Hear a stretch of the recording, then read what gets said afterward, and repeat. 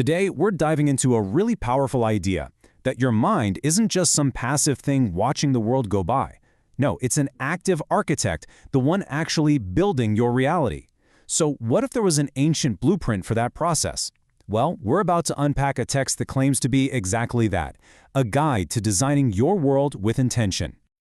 Okay, so let me ask you something right off the bat. What if you could consciously design your own reality? I don't just mean your day or your week, I mean the very fabric of the world you experience next. It sounds like something out of science fiction, right? But what if there was an ancient manual for doing exactly that? Well, believe it or not, a manual like that actually exists. It's a text from the Pali Canon called the Saṅkhārupapattisutta. And this isn't some dusty, abstract philosophy. It's a surprisingly practical, step-by-step guide to unlocking the creative power of your own mind. So how on earth does it work? All right, first up, we're jumping into the text's boldest claim, that you can literally use your mind to choose your next existence. It sounds wild, I know, but the text lays out a really clear and repeatable formula for it. Here's the basic recipe, the core formula. The text says that if you cultivate certain key qualities within yourself, and then you combine them with a powerful, focused intention, the result is the manifestation of that reality. It's almost presented like a kind of spiritual physics. So what are the ingredients you need for this? The text lays out these 5 key qualities that act as the fuel for the whole engine of intention. First up, you've got faith. And this isn't blind belief. It's a deep confidence in the process itself. Then there's virtue, living ethically, which keeps the mind stable. Third is learning, really understanding the principles at play. Fourth, generosity, the simple act of giving, which loosens our own selfish grip on things. And finally, wisdom, that clear insight that lets you see things as they really are. Put them all together and you've got an incredibly powerful foundation for your intention. Okay, so you've got the fuel, but how does the engine actually work? This next part, this is the real heart of the mechanism. We're going to look at 3 little words in the original Pali that completely flip our understanding of what thinking can even be. So the key phrase for this whole creative act is sotam chittam dahati, adhishtati bhavati. Now, a standard translation might say something like, he places his mind, determines it, and develops it. And that sounds, fine, a little academic, maybe a bit passive, but it totally misses the fire that's in the original language. But when you dig into the original language, wow, it's a whole different story. That first word, dahati, doesn't just mean to place. Its root actually means to set fire. So this is about igniting your intention, like striking a match. Then, adhitati is way more than just to determine. It means to stand firmly upon.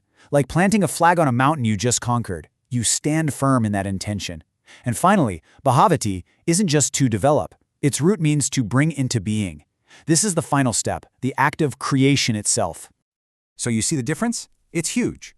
We go from passively placing the mind to actively igniting a thought, standing firm in that decision, and literally creating that reality. This isn't just wishful thinking. It's a dynamic, 3-step process of mental construction. Okay, so now that we have this incredible tool, let's see how it's actually used in the text. It doesn't just describe the process in theory, it gives us these concrete examples of people aiming their intentions at bigger and bigger, more incredible destinations. And it all starts pretty down to earth, actually. The text describes someone using this method to aim for rebirth in, say, a really influential, wealthy family. Then it moves up the ladder to different heavenly realms, each one more amazing than the last. But then, the scale just completely explodes. The text starts talking about a mind so powerful that it expands its influence on a cosmic scale, starting with the intention to fill a system of 1,000 worlds. But it doesn't stop there. Not even close. The capacity of the mind keeps expanding, big enough now to fill 5,000 worlds with its will. And then 10,000.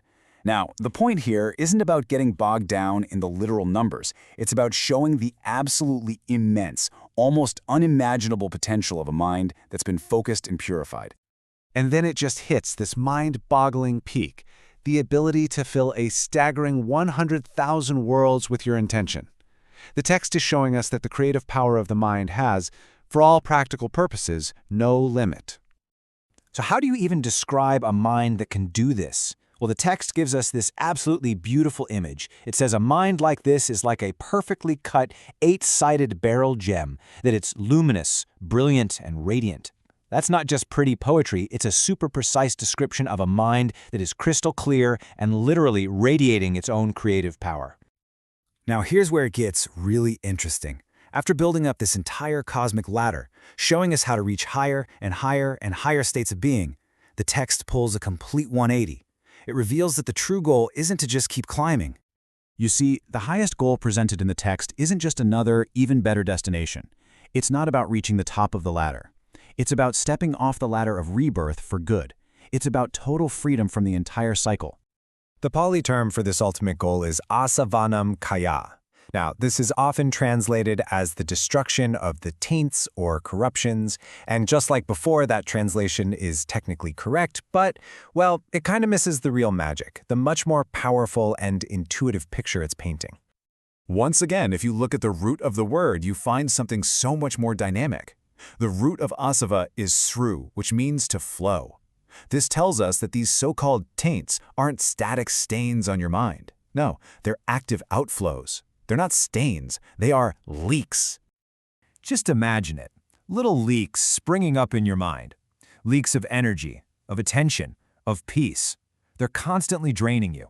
So liberation, this asavanam kaya, it isn't about scrubbing away some old stains. It's the profound act of plugging those leaks, of becoming whole and contained once again. Okay, so let's pull all this incredible ancient wisdom right back into our world, right here, right now. What does this cosmic blueprint for the mind actually mean for us and our daily lives? So what's the big takeaway? Well, first, your intention is not some passive wish. It's an active, creative force. The thoughts you choose to ignite, the decisions you stand firm in, and the mental states you actively create, this is the very stuff your reality is made of. This ancient text isn't just some manual for the afterlife, it's a practical guide for building your world moment by moment, right now. According to this ancient blueprint, your mind is constantly building your world, whether you're paying attention or not. So the only real question left is, what are you going to command it to create next?